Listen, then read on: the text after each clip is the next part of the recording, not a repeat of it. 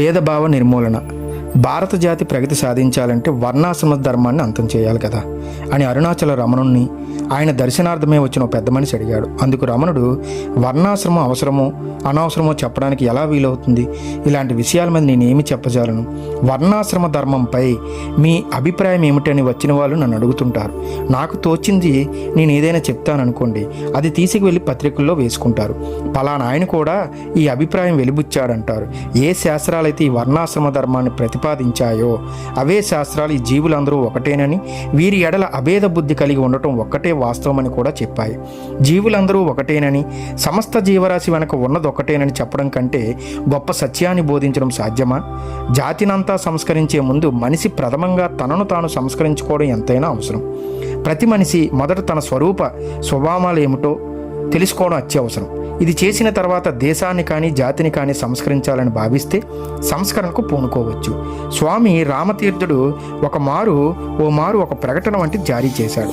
సంస్కరణకర్తలు కావాలి కానీ ముందు తమను తాము సంస్కరించుకున్న వారే ఇందుకు అర్హులు సుమా అన్నాడు. ఈ లోకంలో ఏ ఇద్దరూ ఒకలాగా ఉండరు, ఒకే మాదిరిగా కర్మను ఆచరించరు. మనము తొలగిద్దామని ఎంతగా ప్రయత్నించినప్పటికీ మనిషికి బాహ్యంగా కనిపించే భేదాలు ఉండి తీరుతాయి.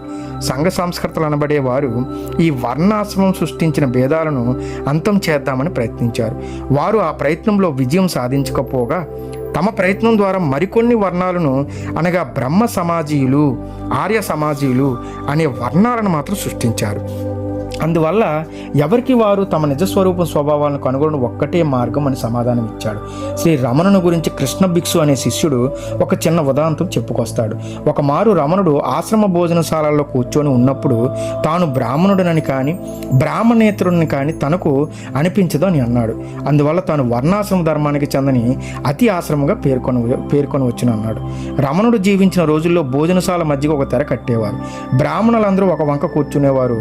బ్రాహ్మణేతరులు తెరకి అవతల పక్కన కూర్చుండేవారు. రమణుడు తెర కట్టిన చోట దానికి ఎదురుగా గోడ వద్ద భోజనానికి కూర్చునేవాడు. ఏకకాలమందు తెర అవతల ఉన్న వారికి కనిపిస్తుండేవాడు. ఒక రోజున రమణుడు బంధువైన ఒక బ్రాహ్మణుడు తాను వెళ్ళి బ్రాహ్మణేతరుల నడుము కూర్చుంటానన్నాడు. ఆశ్రమ సర్వాధికారి అంగీకరించలేదు. వారిద్దరూ ఆ విషయమే వాదులాడుకుంటూ ఉండగా రమణుడు ఆ సమయానికి అటు వస్తూ విషయం ఏమిటని అడిగాడు. ఇతడు తాను ఏ కులానికి చెందినవాడిని అంటున్నాడు. శ్రీ రమణుల పక్షంలో అందరూ సమానులేనట. తాను కేవలం మనిషినే కానీ తనని ఈ కులమతాలు జాతి భేదాలు బంధించలేవని, అందువల్ల తాను వెళ్ళి బ్రాహ్మణేతరుల మధ్య కూర్చుంటానంటున్నాడు అని వివరించాడు సర్వాధికారి. అలాగా అంటూ రమణుడు తన ఆశ్చర్యాన్ని ప్రకటిస్తూ, అలాగైతే అతని బ్రాహ్మణుల మధ్య కూర్చొని భోజనం చేయమని నువ్వు బలవంతం పెట్టడం భావ్యం కాదని సర్వాధికారితో అంటూ ఇటు తన బంధువు వంకకు తిరిగి, కానీ నీది పొరపాటే, తెర యువతల కూర్చున్న వీరంతా తాము బ్రాహ్మణేతలని మనకు అంటున్నారు. నువ్వా కులభేదం లేనివాడివైతే మరి కులాన్ని గుర్తించుకున్న వారి మధ్య నువ్వు ఎలా కూర్చుంటావు? తాను బ్రాహ్మణుని కానీ బ్రాహ్మణేతరుని కానీ గుర్తించిన మనిషిని ఇక్కడ నేను ఒక్కనే ఉన్నాను, అందువల్ల నువ్వు నాతో కూర్చోవచ్చు అంటూ అక్కడున్న ఒక సహాయకుని పిలిచి, ఇతడికి నా పక్కనే ఒక విస్తరి వేయండి, నాతోనే కూర్చొని భోంచేస్తాడు అన్నాడు. రమణుడు బంధువైన యువకుడికి మహానుభావుడైన శ్రీ రమణుడు సరసనే కూర్చొని తాను కులభేదానికి అతీతంగా ఎదిగానని ప్రకటించుకోవడం దుస్సాహసం అనిపించి మారు మాట్లాడకుండా వెళ్ళి బ్రాహ్మణ పంక్తిలో కూర్చున్నాడు. ఇక్కడ మనం జాగ్రత్తగా గమనించాల్సింది రమణుడికి అతడి బంధువుకి మానసిక స్థితిలో ఉన్న తేడా. మనమందరం ఆ యువకుడి వంటి వారమే. ఆలోచన పూర్వకంగా మేము కులమత భేదాలు పాటించడం లేదని ఆర్భాటంగా ప్రకటించవచ్చు, కానీ బలవంతంగా సాధించిన ఈ భేదభావ నిర్మూలన ఎక్కువ కాలం నిలవదు.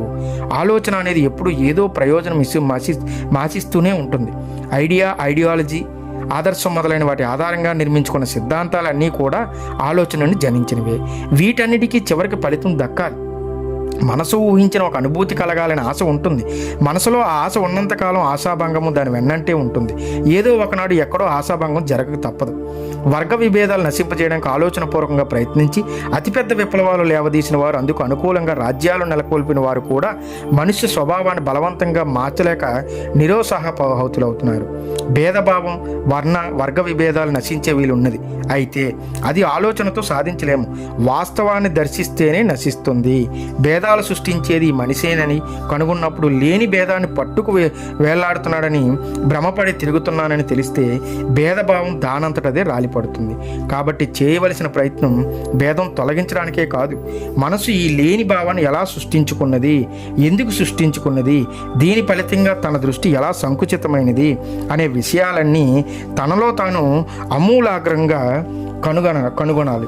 సంఘపు విలువలను తాను ఎందుకు గౌరవిస్తున్నది, ఇందులో నుండి బయలుదేరుతున్న క్రౌర్యంలో తానెలా పాలు పంచుకుంటున్నది అన్నీ గనక కంటికి నిజంగా కనిపిస్తే భేదభావం నశిస్తుంది.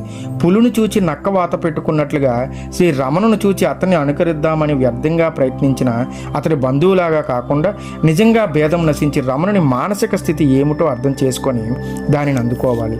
వ్యవహార దశ, సమాధి. వ్యవహార దశలో కూడా సమాధి ఉన్నది. సమాధిని విడిచి మన వ్యవహారానికి ప్రత్యేక సత్తా లేదు. బొమ్మలు ప్రదర్శితమవుతున్నా కాకపోయినా సినిమా తెర ఉండనే ఉన్నది. అదే రీతిగా వ్యవహారంలోనూ శాంతిలో కూడా ఆత్మ నిత్య సిద్ధమే.